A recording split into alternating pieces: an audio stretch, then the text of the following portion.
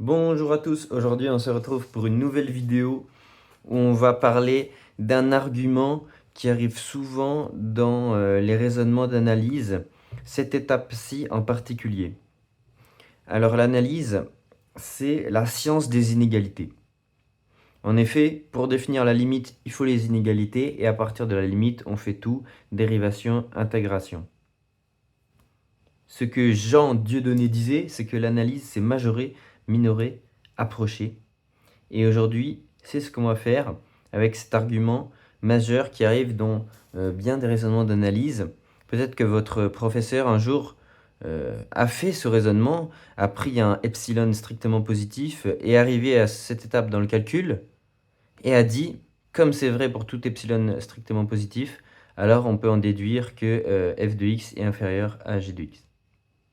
Et là, vous vous êtes sûrement demandé, quoi, mais pourquoi epsilon est strictement positif et on fait comme si on le remplaçait en fait par 0. On se dit, ok, on remplace epsilon par 0 et ça marche. Ah, mais epsilon est strictement positif, il ne peut pas prendre la valeur 0. Ou alors vous vous êtes peut-être dit, tiens, en fait c'est dit dans le mauvais sens. C'est pas plutôt f de x plus epsilon qui est inférieur à g de x et on peut en déduire que par transitivité de la relation d'ordre que ça est inférieur à ça est inférieur à ça et on a bien notre égalité. Donc là, vous vous êtes posé des questions, mais comment ça c'est vrai? Et donc aujourd'hui, ce que je vais essayer de faire, c'est de proposer 3 justifications pour cette implication. La première justification, c'est le passage à la limite dans les inégalités.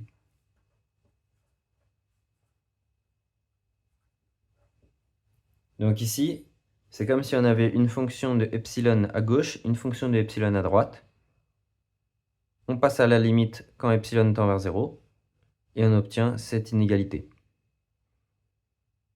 Lorsqu'on fait cela, on peut obtenir aussi des g de x supérieurs à moins l'infini, f de x inférieur à plus l'infini, mais ici on obtient bien une limite finie.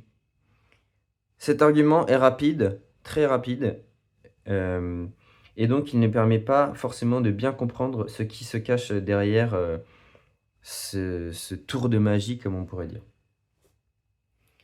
Et donc, avec notre deuxième justification, on va essayer de comprendre vraiment ce qui se passe derrière cette inégalité en raisonnant par l'absurde. Le raisonnement par l'absurde, c'est le raisonnement le plus vieux du monde. Donc, qu'est-ce qu'on va essayer de faire? On va supposer la première, la cause, entre guillemets, et on va supposer que la conséquence n'est pas vérifiée. Donc, supposons que pour tout eps, f de x moins eps inférieur à g de x, ok. Et donc, supposons par l'absurde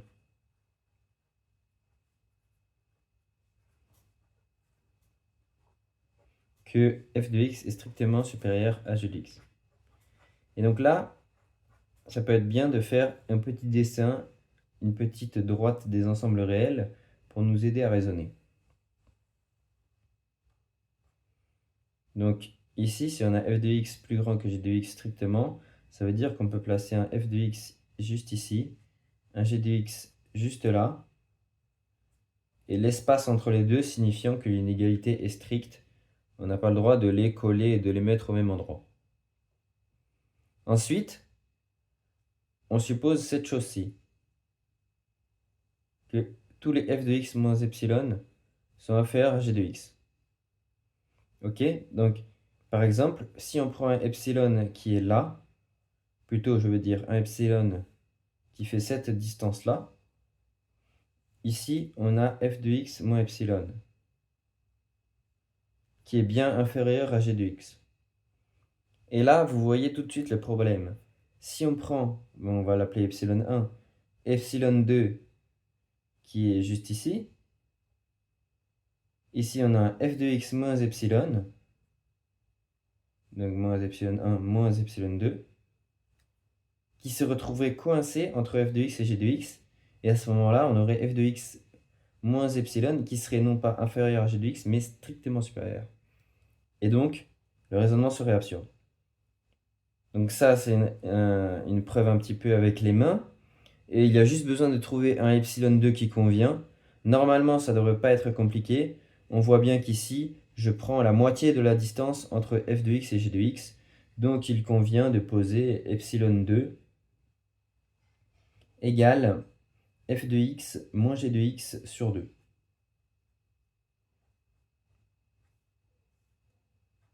Qui est bien strictement positif, donc qui vérifie bien ce que dit l'énoncé, parce que notre supposition par l'absurde, c'est que f de x est strictement supérieur à g de x, donc la différence est strictement positive.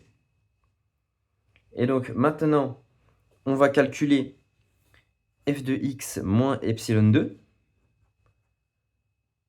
Si vous voulez, on peut voir directement qu'en fait, ça va être le milieu entre les deux. Tout simplement, si on prend la moitié de la distance, on aura la moyenne entre les deux, moyenne arithmétique. Mais on va le recalculer, ça fait pas de mal. Donc là, on a quoi? F de x moins f de x sur 2, ça fait f de x sur 2. Et ensuite, on a moins g de x, donc ça fait plus g de x sur 2. Et donc, comme je disais, on obtient la moyenne arithmétique entre f de x et g de x. Et donc, comme je disais, il faut montrer que cette proposition est absurde, soit montrer que f de x moins epsilon 2 est plus grand que g de x. Donc, comment on va faire pour procéder à cela? Eh bien, on va tout simplement utiliser notre supposition par l'absurde qui dit que f de x est strictement supérieur à g de x. Ainsi, on a 1 demi de f de x plus g de x qui va être strictement plus grand que 1 demi de f de x plus f de x en sommant les inégalités tout simplement. On prend cette inégalité, on la somme avec f de x et on la divise par 2 qui est strictement positif. Et donc on obtient ceci. F de x. Non, j'ai fait dans le mauvais sens. Donc on prend cette inégalité, on somme avec g de x et on divise par 2. Et donc on obtient g de x plus g de x, ce qui donne 2 fois g de x sur 2, qui donne bien g de x. Et du coup, on a bien trouvé que notre f de x moins epsilon, voilà, il était strictement supérieur à g de x, ce qui contredit cette hypothèse, et donc on est bien dans une absurdité.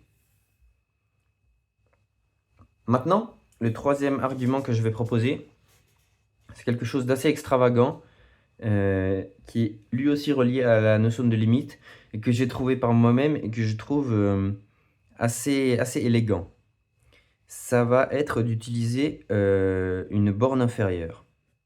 Plus précisément, la borne inférieure de l'ensemble R plus étoile.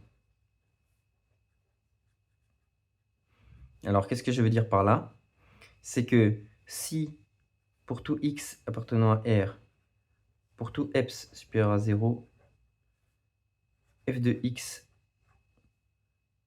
moins eps inférieur à g de x, si on réorganise cette inégalité, on trouve pour tout x appartenant à R, pour tout eps supérieur à 0, f de x moins g de x inférieur ou égal à epsilon.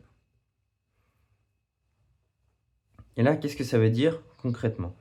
Si on réécrit ça avec pour tout eps appartenant à R plus étoile, est-ce que ça peut faire le lien avec ce que je viens d'énoncer? Oui, ça peut faire le lien, parce qu'en fait, que veut dire cette proposition-là? Pour tout eps strictement positif, f de x moins g de x inférieur à epsilon, ça veut dire que n'importe quel réel strictement positif est plus grand que f de x moins g de x. Donc ça veut dire que f de x moins g de x minore tous les réels strictement positifs. Donc il minore l'ensemble R plus étoile. f de x moins g de x est un minorant de R plus étoile.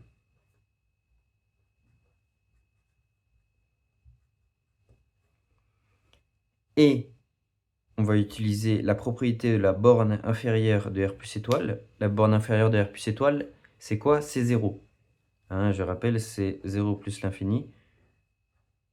Et donc on prend ce qu'il y a à la borne, tout simplement, c'est 0. Et qu'est-ce que c'est la propriété de la borne inférieure? C'est d'être le plus grand minorant. En tant que plus grand minorant,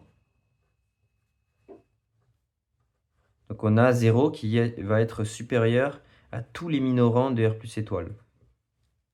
Or, on a dit que f de x moins g de x, c'était un minorant de R plus étoile. Eh bien, on va avoir ce minorant-là qui va être inférieur ou égal au plus grand minorant. Et qu'est-ce que ça veut dire ça? Ça veut dire que f de x est inférieur à g de x. Exactement ce que l'on voulait conclure. Voilà, c'est donc tout pour aujourd'hui. Merci d'avoir regardé.